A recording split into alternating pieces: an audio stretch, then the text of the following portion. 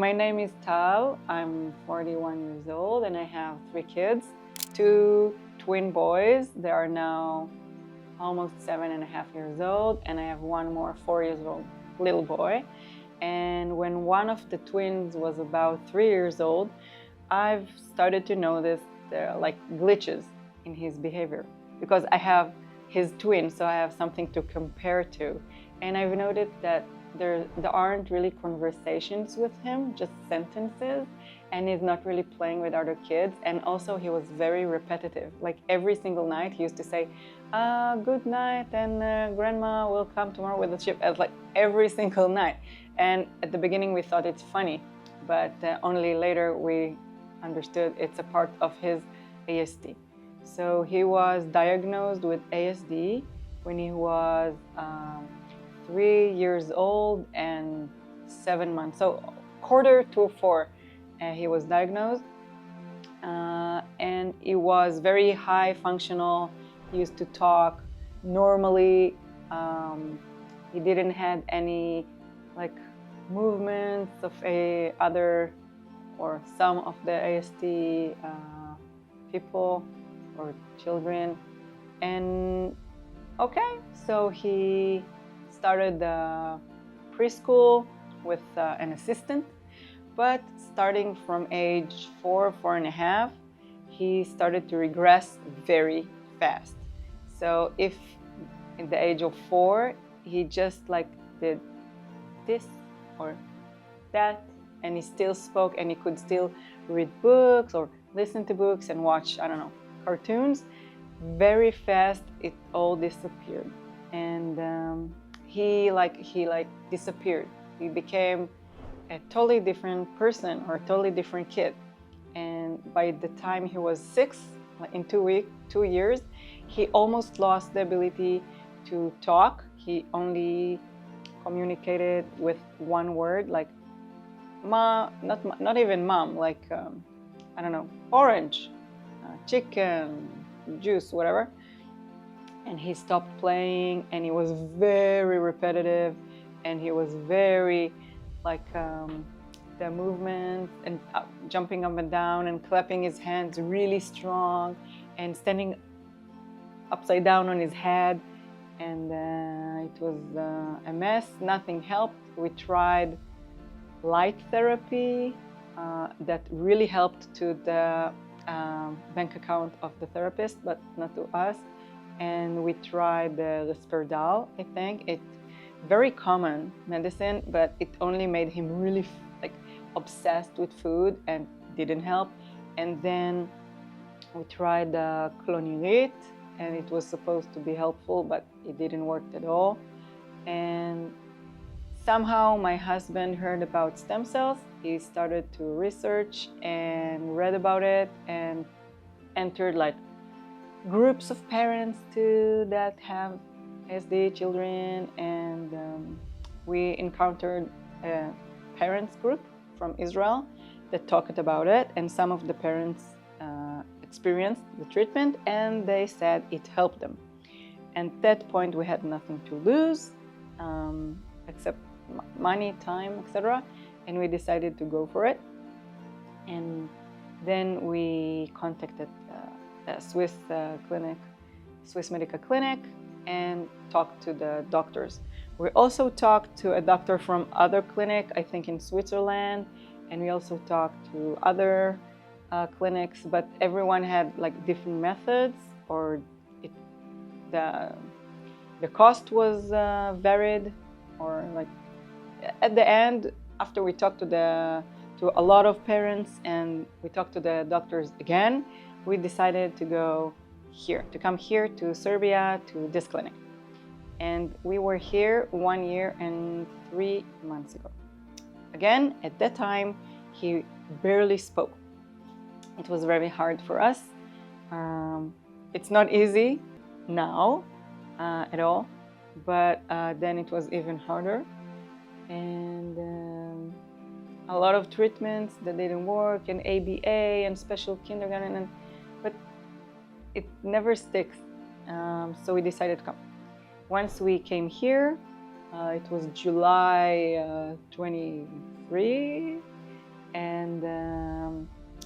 they came, they took us from the, okay, so we flew here, me, Yuval, my boy, and my mom to help me. Once we landed, a driver was waiting for us with the project manager, I guess, Anastasia. They were waiting for us at the airport. Our luggage never came that day, but we did. We came to the clinic, and you registered. They took Yuval's measurements, like, I don't know, his height, his weight, his blood test, I don't even remember. And they took us to the villa. We stayed at a villa. It's really nearby. I got one room. My mom and Yuval were in another room, and there was an amazing swimming pool. We were very happy. It was July. It was very hot. And then I came back to the airport. I took our luggage, and that's it. The day after, we started the first treatment. So the treatment was 2 days. The first day and the second day are identical. 8 a.m., the drivers coming and pick us up from the villa to the clinic. It's like 5 minutes drive. And he got to drink an orange juice with sedation inside to sedate him, to get him to sleep. He drank it. After 30 minutes, he fell asleep, and they put an IV, and he got the stem cells. It was about 40 minutes. After the stem cells, he got inhalation with exosomes or stem cells, and then he got an injection, undermuscular injection in the backside of his body. And it took him about an hour to wake up. He woke up very hungry, and at that day, once he recovered, we went to the shopping mall. We did some shopping, and he went to the gymboree. There's a huge gymboree there, and he jumped up and down like nothing happened. And the driver took us back to the villa. Every day we got breakfast, lunch, and dinner. The food was great. And the second day, the same, 8 a.m. He needs to be on an empty stomach. We came to the clinic. He drank the orange juice. He fell asleep. And then the IV, inhalation, injection. And in the second day, we went to walk by the river, beautiful Danuba, I think, river. And in the fourth day, we got to the clinic. We got certificates with like the treatment program protocol, what he got every day. And also he got nozzle spray. It's exosomes. It's the seed of the stem cells, I don't know, but it's a part of the treatment. And he got the nozzle spray, and I should give him once in the morning and once in the evening. And I got 5 bottles, so it's for another month and a half. That day we already went back to Israel, so we were here 4 days. When we came back to Israel, after maybe 2 weeks, we started to see something. We didn't know. No, it's because of his other medicine, because we started to give him Ritalin at about the time. I know it's not that smart to try 2 different medicines, but we did. So maybe it's the other medicine, maybe it's the food, maybe he grew up, I don't know. But after 2 weeks, he suddenly started to get a better eye contact, and he started to call his mom and dad. Again, he lost that ability, and he actually got interested, he got a toy from his kindergarten, and he actually was interested in the toy, and he looked at the toy and he played with it, and we were amazed. And it just became better and better for about 6 months. He was like a different child. He really communicated. I mean, it's not like a normal child. It's not. He is still autistic, and he still got problems and with the behavior, but he now had a behavior. Okay, so if before he was in his own world, just knocking things on the floor or clapping his hands, now he had a behavior.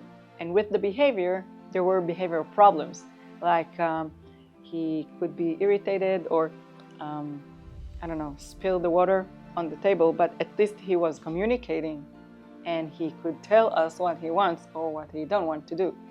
and he had 2 therapists that came 4 times a week and worked with him, and he started to help in the kitchen. He loved to cook and hear stories, and suddenly he asked us to read him before the bedtime story again, a thing that we used to do when he was 4 years old. He was like, he's restarting. His brain was restarting. It was weird, but suddenly he was inside. It's like, how? We knew he is still inside somewhere. He is still somewhere there. He did lost a lot.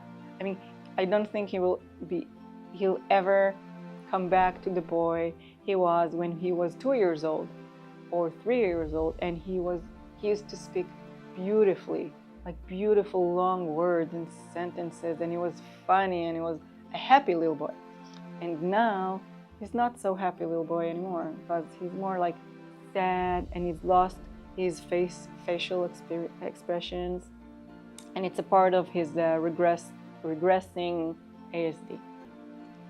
But at least now he started to talk again and play and communicate and cooperate with his therapists. And also in the kindergarten, they said they see a lot of improvement. So our life became much better, because when you can communicate with someone, it's better than you cannot communicate with them. Although we had a little bit of the behavior problems, but at least it's because there is the behavior. So it's I think it's better than not have anything inside and not be able to communicate.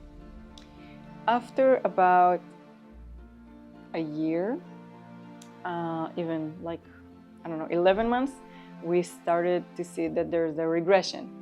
Things he used to do after 6 months after the therapy, suddenly he wouldn't. All the movements and the clapping started to slowly come back. The sentences slowly became shorter. His tension became shorter, and that was about the time we decided to come for the second time, because even now he is better. Even now, after the first treatment, after a year and 3 months, he is better. After the regression, he is better than he was before the first treatment. So we decided to go for it, and we came for the second time. He's now in the clinic getting his exosomes and his stem cells therapy, because if it worked for the first time, we hope it will work for the second time and will last for longer. Because this time he also get another treatment called, like, they taking his own blood and they put it in centrifuge for 8 days. So we are here longer. We are here now longer time, for 10 days and not 4 days. But his own blood, it's like anti-dox, I don't know. It's supposed to help his immune system and his brain and his whole body, to recover from just to help him to communicate better. So we really hope and cross fingers that this time it will even last longer, or maybe it's really optimistic, no regression at all. But if regression will occur, we hope still the condition will be better than if we will not do the treatment at all. So that's it. This time we're not at a villa, we're at a hotel, in the apartment hotel. Less nice than the villa, no swimming pool, but it's winter anyway. But it doesn't really matter, does it? Because what's important is Yuval's and not the facility. So that's it. The doctors are great, are awesome. We're in love with all of them. Thank you. And we hope for the best. That's it. That's my job. My job is to hope that it will help.